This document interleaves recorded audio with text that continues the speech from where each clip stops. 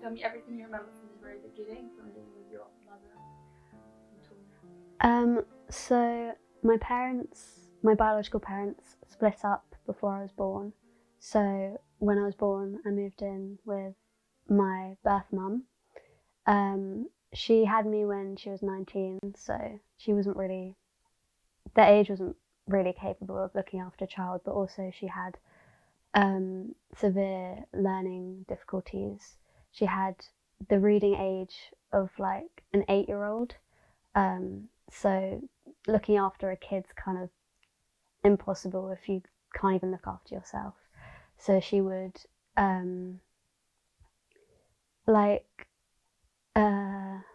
leave me in the rain without a cover over like the pram whilst I was a baby, and she would forget to feed me because like she doesn't know how to look after herself. So yeah, she couldn't look after me as a baby. So I moved in with my birth dad, who had a girlfriend, and she had a kid of her own about 9 months older than me.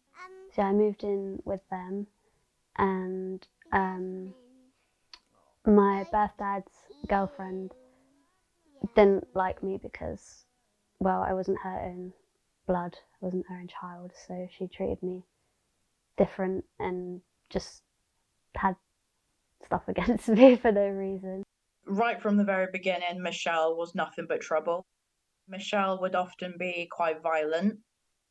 Sophie's aunt, Andrea, she was always looking after Sophie and I when Michelle would get quite angry. Sophie actually had to go to the hospital because of Michelle, which is why social services were called in the first place. In, I think, January 2008, I got sent to the hospital because I was found with like multiple bruises on my body, on all over my back, and like big egg on my head that would move because it was so like bad. So yeah, and then they realised like in the hospital that it wasn't like accidental, because you know kids bruise all the time, but my injuries didn't suggest accidental. I didn't know what was going on with Sophie. Like I didn't know.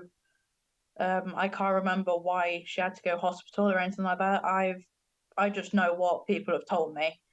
And one of my aunts told me that Sophie had been taken to hospital because she had a bruise on her forehead that apparently could move.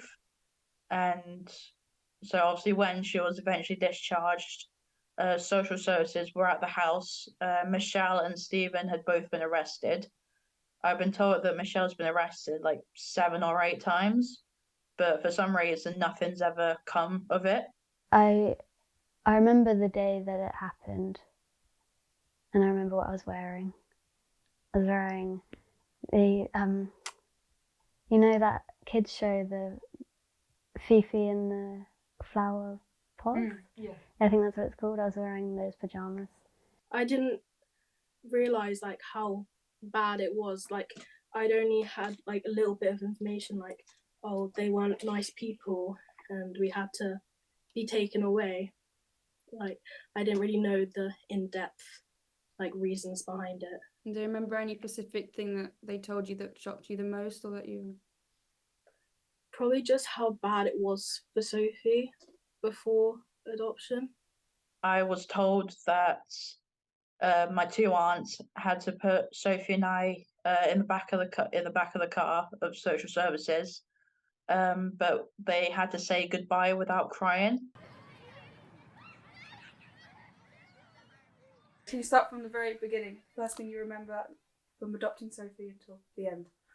Well, the process, wasn't it? It's a long process. It took a good 3 years, if not longer, from start to finish.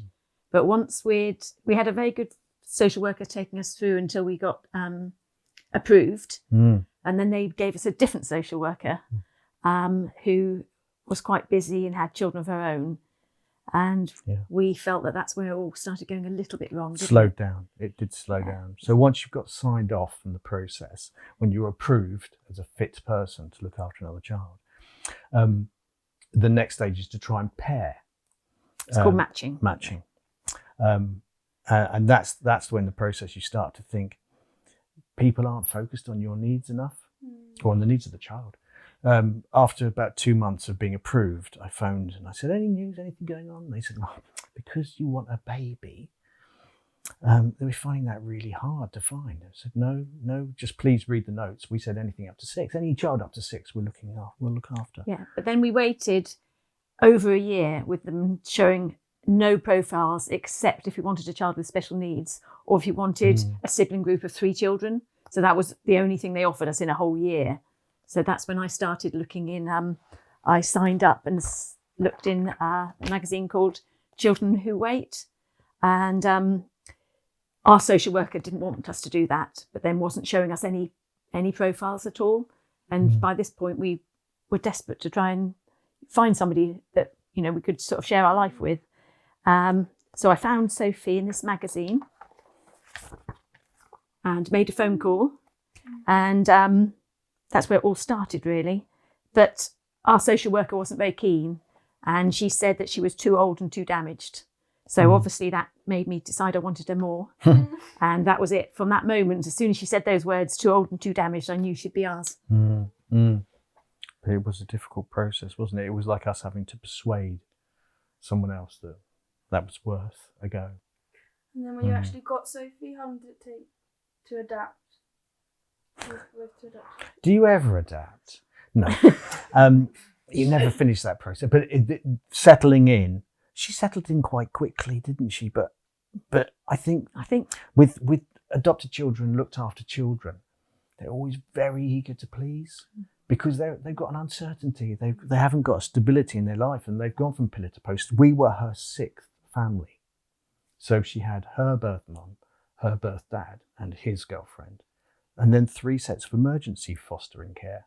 Had one foster carer, Martina, who was excellent with her, fantastic. And prepared her really well. Oh, so well. And then us. So that's 6 families, and she's just 5. That's the kind of pressure that's on a child. Yeah. And she was hypervigilant, wasn't she? Hypervigilant. She had elephant ears. You couldn't say anything anywhere near her without her knowing. So she absolutely knew what was going on around her all of the time. Because in her reality, that's just about to go wrong in a big way. It's going to become violent. And so it was a protection. And about her sisters, having to do those meetups Having brilliant. year. Yeah. Really, really important to do sibling meetups. It was hard though, because Sophie looked forward to it so much. And then they were shy when they first met each other. And then they just got comfortable, and then it was time to go. So it was, and it used to knock her off her balance for a couple of weeks afterwards. Yeah, a couple of weeks. She would be a bit uncertain, a little bit sad that night, wouldn't sleep that well. And there'd be a, what if we'd all been able to stay together? There was a sense of loss wasn't there? It would bring back up the sense of loss. Yeah. But it was such an important thing to do, even though it brought up that loss.